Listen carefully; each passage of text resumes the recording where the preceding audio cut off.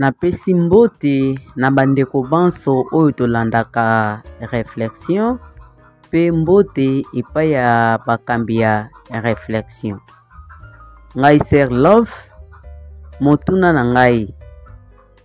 Pona nini Nzambe ayokaka mabondeli na biso te? Nani oyo ayokaka mabondeli na biso? Soki Nzambe ayokaka mabondeli na biso te, tobondelaka pona nini?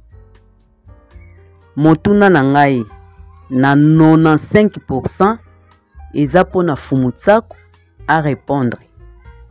5% moto oyo asepeli ko répondre akoki ko répondre. Nakolobake eza na 95% epai ya Fumutsako parce que na landaka émission moko ewutaki koleka na réflexion soki na bosani te ba 1 mois ou bien ba 3 semaines déjà passé. Fumutsako alobaki ke Nzambe ayokaka mabondeli na biso te.